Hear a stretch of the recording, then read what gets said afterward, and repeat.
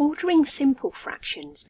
Here we have one whole circle, and I've put 1/5 of that circle in green. If you have a look at that fraction, 1/5, just remember that the number at the top of the fraction is called the numerator, and the number at the bottom is called the denominator. And what we're saying is the numerator divided by the denominator. So that whole circle is being divided into 5 equal pieces, and each piece is 1/5. Because we're sticking with fifths and the denominator is staying the same, each time we add another fifth, the numerator gets bigger. We add another fifth, that's 3/5, so the denominator stays the same, but if the numerator gets bigger, the amount you have is bigger, until we get to 5/5, which is the same as the whole circle. Focusing again on fractions with the same denominator. Remember, denominator at the bottom and numerator at the top. Numerator divided by denominator. Here we have some sixths. The red scale at the top will increase as we add an extra sixth. So if we add 1 to the numerator, we now have 2/6, which is bigger than 1/6. And as we add 1 to the numerator each time, we have more sixths. The amount we have gets bigger.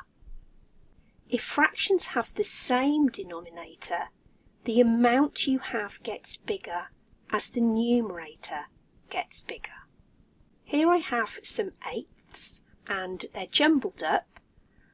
Pause the video, have a go, see if you can put them in order, starting with the smallest and working up to the biggest. Because all the denominators are the same, they're all eighths, we're looking for the smallest numerator, and that's 1/8. And if you look at the circle at the top, you'll see that we've filled in 1/8 of that circle. The next one is going to be 2/8, then 3, and so on. And we keep adding 1 to the numerator, we're adding an eighth each time, and we have 7/8, and we add 1 more, we have 8/8, and have filled the whole circle. Another way of recognising which fractions are bigger is to look at a fraction wall.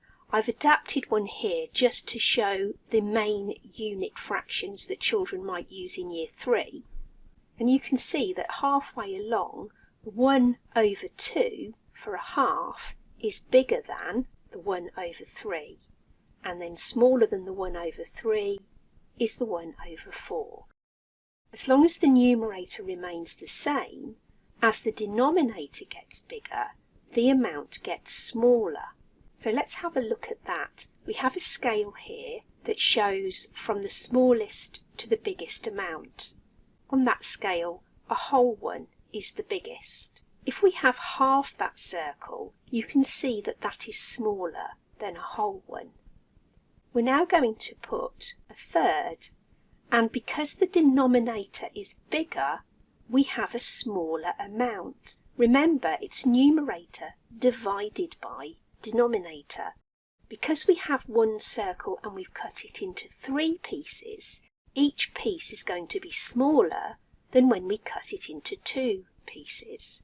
So as long as the numerator stays the same, each time we increase the denominator, we actually have a smaller amount. And this is where fractions begins to get confusing for many children and for adults as well, because we're seeing a bigger digit, but we're having to acknowledge that it's a smaller amount because it's the denominator of a fraction. So 1/8 is smaller than 1/2.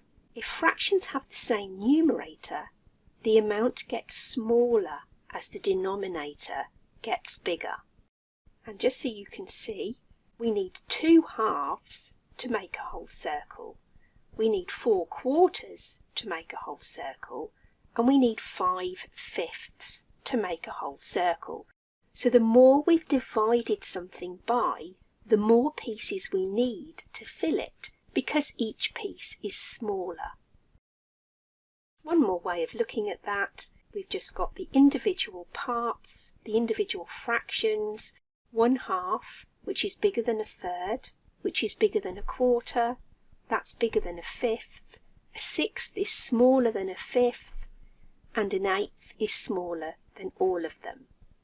If we have the same numerator and all of these are 1, then we have a smaller amount if the denominator is bigger.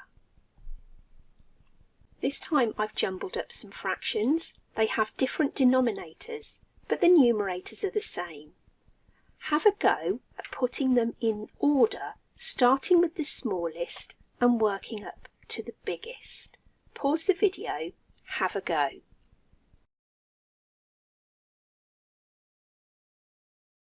Because we're starting with the smallest and all the numerators are the same, we're looking for the biggest denominator, and here that's 8. So 1/8 is the smallest out of all those fractions, followed by the next biggest denominator, which is 7. So 1/7 is bigger than 1/8. And then we're going to increase with the denominator going down each time to represent a bigger amount. And there we have, in order, 1/8 you can see is the smallest and 1/2 is the biggest. If fractions have the same numerator, the amount gets smaller as the denominator gets bigger.